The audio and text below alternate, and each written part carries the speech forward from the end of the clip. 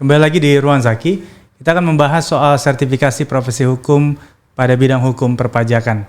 Kita diskusi lagi dengan Bang Adrian.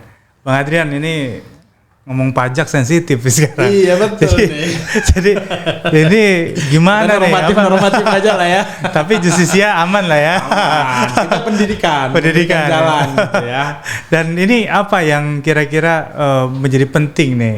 Profesi apa aja, dari kalangan mana aja untuk ngambil pendidikan yang pajak ini? Oke, jadi mungkin perlu saya disclaimer dulu. Kita yang kita sajikan bukan konsultan pajak ya, tapi konsultan hukum perpajakan. Takutnya nanti setelah podcast ini langsung diserang nih, justisia ini dari mana ya? Tidak. Kita mengambil sisi dari kuasa hukum perpajakannya. Jadi biasanya ya kalau kita lihat di pengadilan itu ini bukan berarti kita mengambil rezeki rekan kita, tidak. Itu pasti banyaknya yang memahami pajak rata-rata yang berlatar belakang ekonomi ataupun akuntansi. Tapi seiring berjalannya waktu dalam tata cara persidangan itu kan butuh aspek hukumnya seperti apa. Betul. Ada hukum acara yang ini yang mungkin lebih dipahami oleh mereka-mereka yang berprofesi hukum. Tapi kalau orang hukum dikasih pajak, ini saya pernah dengar ini ada yang pelatihan pertama lawyer, Pak saya udah mau muntah nih Pak baru hari pertama gitu kan, ngitung-ngitungnya gitu kan. Nah akhirnya kita dituntut untuk memahami bagaimana sih sektor perpajakan, bagaimana sih ketentuan umum perpajakan yang ada, PPh, PPN dan seterusnya. Dan itu orang hukum harus paham. Untuk apa? Untuk bisa mendampingi klien kita untuk beracara di pengadilan pajak. Karena salah satu syarat untuk bisa beracara di pengadilan pajak adalah memperoleh atau memiliki izin kuasa hukum dari pengadilan pajak. Dan izin ini ada dua, pajak dan juga bea cukai. Nah, salah satu syarat memperoleh izin itu adalah memiliki kemampuan atau pengetahuan yang luas di sektor perpajakan. Bisa itu dari private R&B dan juga sertifikasi yang dimiliki. Nah, ini syaratnya minimal dia harus sarjana S1 ya, strata 1 untuk bisa menjadi kuasa hukum ini. Dan peminatnya dari berbagai pihak. Bahkan yang sudah 30 tahun bahkan dapat penghargaan dari presiden itu alumni kita. Ada yang jenderal ya, ada dari justru dari Dirjen Pajak sendiri yang mungkin tabungan untuk pensiun gitu ya. Jadi bagus, pensiun justru memberikan konsultasi seperti itu, jadi banyak. Cukup tinggi peminatnya untuk kuasa hukum pengadilan pajak ini yang diikuti di Justisia Training Center. Jadi itu yang materi-materi bikin muntah tadi itu yang mana? Apa aja kira-kira yang bikin kita jadi belajar hal-hal baru tuh di situ? Ya karena pastinya ngitung-ngitung pajak. Kan kalau orang hukum ini cuman bisa kali sama tambah. Oh iya. Kurang sama bagi nggak bisa juga. Itu biasanya nggak bisa.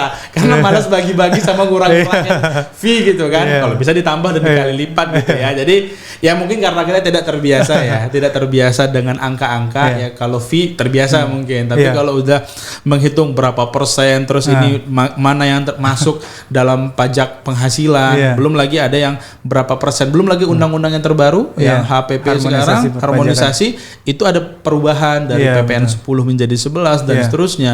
Ini pasti agak cukup memusingkan ya. Jadi itu mungkin, tapi kalau sudah dilewati ya dinikmati saja ya kan. Itu awal-awal biasanya orang bilang kayak gitu karena baru awal ya, tapi kalau sudah terbiasa itu seru. Kita bisa melihat misalnya ya kan tidak semua klien itu salah. Contoh ada dia baru menerima surat cinta surat cinta dari Dirjen Pajak gitu kan. Nah, apakah kita melakukan gugatan, apakah kita melakukan keberatan dan sebagainya, itu kan butuh pendampingan dari kuasa hukum. Jadi pada dasarnya saat kita menjalani itu asik kok. Juga sudah ada beberapa kali yang saya tangani itu dari alumni kita berdiskusi, insya Allah bisa kita lewati bareng-bareng. Sekarang kalau di pengadilan pajak tuh udah banyak tuh alumni kita.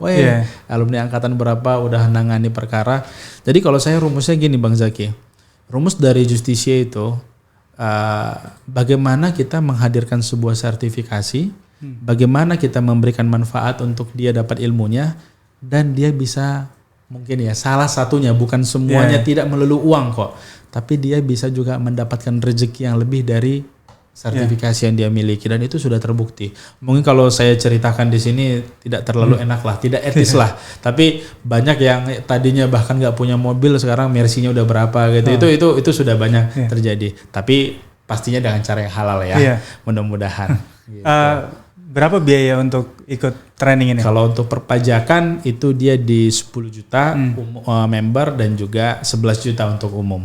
Kalau dia mau ikut, itu sudah include, sudah dibantu semua prosesnya, dan pastinya untuk mengurus izin kuasa hukum perpajakan dia harus juga lapor pajak tiap tahun. Jadi gimana kita mau jadi konsultan hukum perpajakan kalau kita aja tidak taat pajak gitu ya. Jadi berawal dari kita sendiri. Betul. Terus kemudian kalau kita lihat ini kan jumlahnya mungkin belum begitu banyak ya, yang orang punya expertise di bidang ini ya. Betul. Artinya peluang untuk kemudian di profesi ini masih terbuka luas. Menurut saya masih sangat terbuka luas. Itu tadi, selagi negara ini masih ada, berarti negara butuh pajak. Iya, betul. Hitung saja berapa KPP se-Indonesia. Sama lah kayak lawyer. Berapa pengadilan negeri, pengadilan agama se-Indonesia, berarti segitu peluang lawyernya kan. Selagi masih ada PNPA, berarti masih butuh advokat. Iya, betul. Gitu juga, selagi masih ada KPP di tiap sudut di negara ini, berarti insya Allah masih butuh orang-orang yang memiliki expertise di bidang perpajakan. Oke, siap. Terima kasih banyak Bang Adrian atas sharingnya. Sampai ketemu lagi di Ruang Zakib berikutnya.